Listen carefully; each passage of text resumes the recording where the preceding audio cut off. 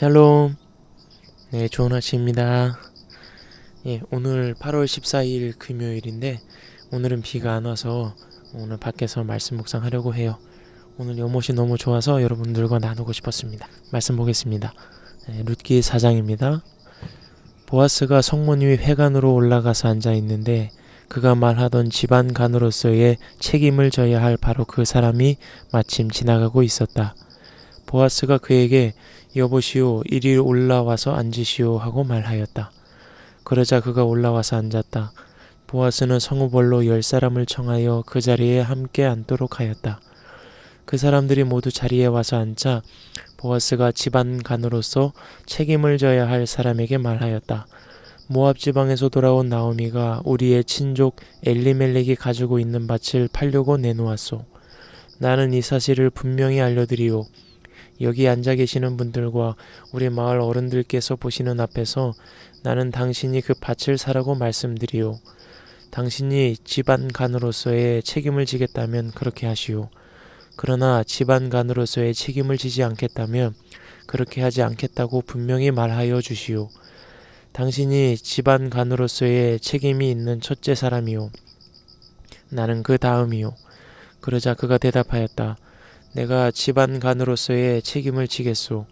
보아스가 다시 말하였다. 그렇다면 나오미의 손에서 그 밭을 사는 날로 고인의 아내인 모압 여인 룻도 아내로 맞이하여 드려야 하오.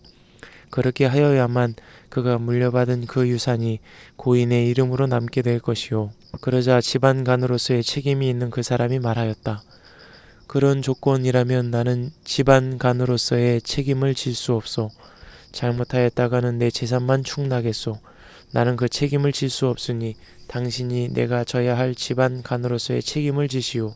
옛적에 이스라엘에는 유산매매나 물물 교환과 같은 일을 법적으로 분명히 할 때에는 한쪽 사람이 다른 한쪽 사람에게 자기의 신을 벗어서 주는 관습이 있었다. 이스라엘에서는 이렇게 함으로써 일이 확정된다는 증거를 삼았다. 집안 간으로서의 책임이 있는 그 사람이 보아스에게 당신이 사시오 하면서 자기의 신을 벗어주었다. 그러자 보아스가 원로들과 온 마을 사람들에게 선언하였다. 여러분은 오늘 이 일의 증인입니다. 나는 엘리멜렉이 가지고 있던 모든 것과 기련과 말론이 가지고 있던 모든 것을 나오미의 손에서 사겠습니다. 나는 말론의 아내인 모압 여인 룻도 아내로 맞아들여서 그 유산이 고인의 이름으로 남아있도록 하겠습니다. 그렇게 하여 고인의 이름이 그의 고향 마을에서도 끊어지지 않고 친족들 사이에서도 끊어지지 않도록 하겠습니다. 여러분은 오늘 이 일의 증인입니다. 그러자 성문 위 회관에 모인 온 마을 사람들과 원로들이 대답하였다. 우리가 증인입니다. 주님께서 그대의 집안으로 들어가게 가는 그 여인을 이스라엘 집안을 일으킨 두 여인 곧 라헬과 레아처럼 되게 해주시기를 빕니다. 에브랏 가문에서 그대가 번성하고 또한 베들레헴에서 이름을 떨치기를 빕니다. 주님께서 그 젊은 부인을 통하여 그대에게 자손을 주셔서 그대의 집안이 다말과 유다 사이에서 태어난 아들 베레스의 집안처럼 되게 하시기를 빕니다. 보아스는 룻을 아내로 맞이하였다. 그 여인이 자기 아내가 되자 그는 그 여인과 동침하였다. 주님께서 그 여인을 보살피시니 그가 임신하여 아들을 낳았다. 그러자 이웃 여인들이 나오미에게 말하였다. 주님께 찬양을 드립니다. 주님께서는 오늘 이 집에 자손을 주셔서 대가 끊어지지 않게 하셨습니다. 그의 이름이 이스라엘에서 늘 길이어지기를 바랍니다.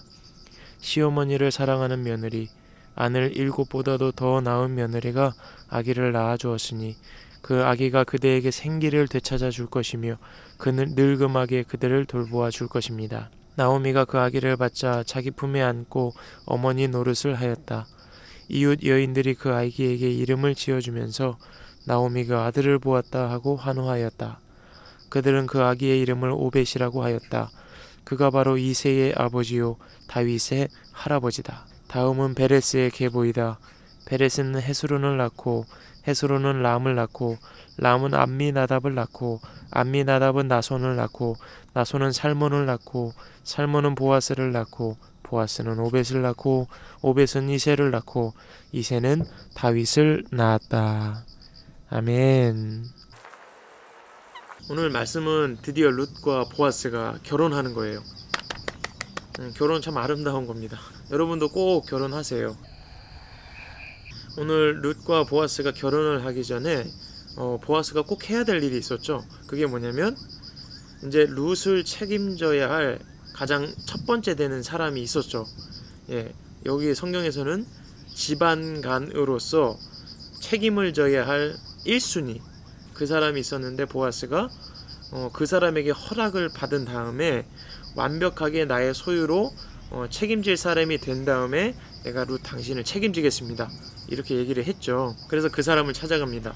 그리고 장로들을 모아두고 이제 허락을 구하는 거예요. 나오미가 다른 지역에, 암몬 지역에 살다가 이제 이스라엘로 돌아왔다. 그런데 남자가 없으니까 이 가족을 책임져야 할 사람이 필요하다. 집안간으로서 그 첫 번째 사람이 당신이다. 당신이 책임지겠는가? 이렇게 물어보는 거예요. 그랬더니 이 첫 번째 1순위 집안간에 책임을 져야 할 사람이 그러면 나는 못한다. 아마 재산을 축낼 것이다. 그러면 보아스가 내가 맡겠습니다. 나에게 권한을 넘겨주십시오. 나오미의 모든 재산을 내가 사겠습니다. 그래서 그 첫 번째 1순위 집안간에 책임을 져야 할 사람이 포기합니다. 그래서 보아스가 나오미의 모든 소유를 사게 되고 거기에 룻도 포함이 돼서 룻과 이제 정식적으로 결혼을 하게 되는 거죠. 그래서 태어난 아들이 있습니다. 그 아들이 누구냐면 17절에 나와 있죠. 이새의 아버지이고 다윗의 할아버지다. 예. 오늘 그래서 이 룻기는 다윗의 탄생, 다윗이 태어날 것에 대해서 마지막으로 이야기하면서 끝을 맺습니다. 룻기를 읽으면서 그런 생각이 들었어요. 사사시대에는 많은 사람들이 자기 소견에 옳은 대로 행하였다.